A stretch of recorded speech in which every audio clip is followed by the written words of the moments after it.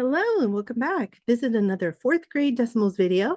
And in this video, what we're going to do is we're going to focus on sequencing or putting decimals in order. Okay, so here's our first one, and we're going to put these decimals in order from least to greatest. So it is important to pay attention to what order they ask for it in. Sometimes they say least to greatest, sometimes they'll say greatest to least.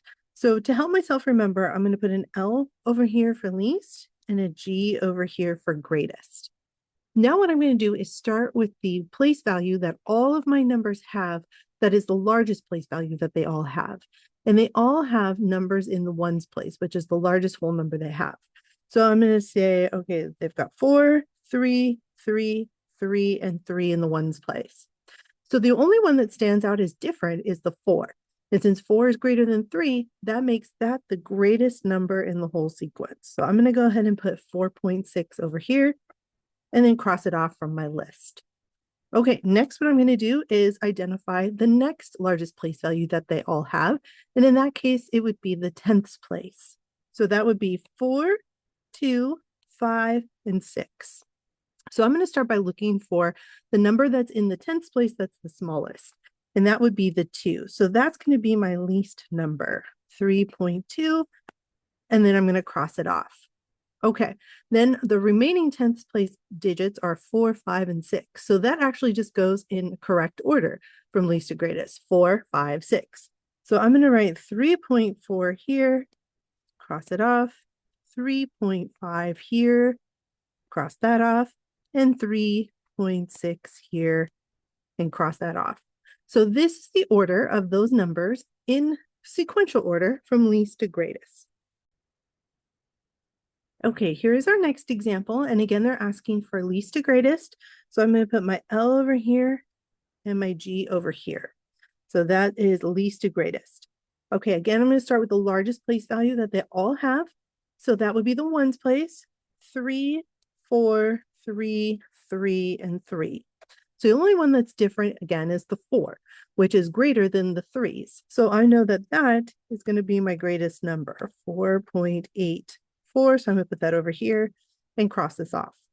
Now I'll go to my next largest place value, which is the 10th place. We've got a 1, a 6, and a 0. Okay, so those two ones that are the same, that's not going to help me with those two. But the 6 and the 0 definitely is going to help. So I'm going to go ahead and put the 6, which is bigger than the 0, over here. And I'm going to put the 0, or the one that has 0 in the 10th place, over here. So that helped me organize and find my least, and then find probably my next greatest one after the 4.84. Now I just need to go to the next place value to find the difference between the other two numbers. So this has got a 1 and a 2.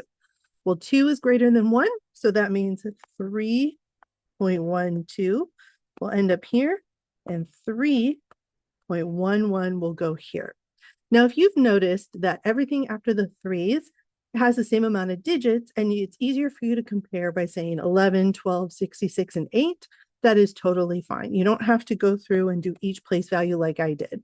Some learners like to say, okay, well, this is 11, this is 12, this is 66, and this is 8. And that totally works as long as they have the same amount of digits in the number. If they have different amount of digits, you have to be a little bit more careful with that. Okay, here's our next one. We're going to again put these in order from least to greatest. So I'm going to put the L over here and the G over here. I'm going to start again with the whole number spot, which is the ones place. That's the greatest whole number they all have. So 8, 8, 8, 9, and 8. Well, 9 is bigger than all the 8s, so that number is going to be the greatest. 9.1 right there. Now, let's say I want to just, instead of going to the 10th place and doing the piece by piece, I just want to compare everything that comes after the decimal. So I just want to compare 7 to 11 to 8 to 81. Now, the problem with that is that they don't all have the same amount of digits. So really, we can't compare 7 and 8 because that's not really 7 and 8. What it is 70 and 80. So we have to be careful with that. So if you like to do it that way, just make sure that all your decimals have the same amount of digits after the decimal. If they don't have the same amount of digits, add zeros until they do. Then it'll be a little bit easier to compare. So now what I can do is I can compare 70 to 11 to 80 to 81. Well, out of those four numbers, 11 is the smallest. So I'm going to put 8.11 over here.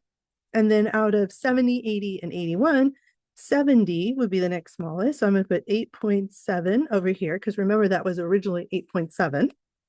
Cross that off. Then between 80 and 81, 80 would be smaller than 81. So I'm going to put 8.8 here, because remember, again, it was originally 8.8. And then 8.81. So this would be the sequence from least to greatest.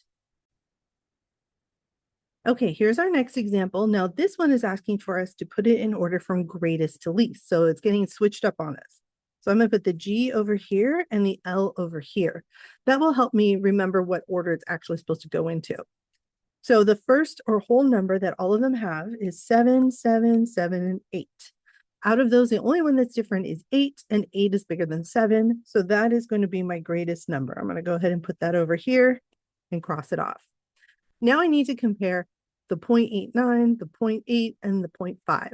So again, you can go by place value, compare the tenths first, and then compare the hundredths. Or if you like to look at it more like a 2-digit number and sequence it that way, that's fine. Just make sure you that you adjust it so that the decimals all have the same amount of digits. So 89 has 2 digits. That means I need to add a 0 here. So that has 2 digits after the decimal, and same here.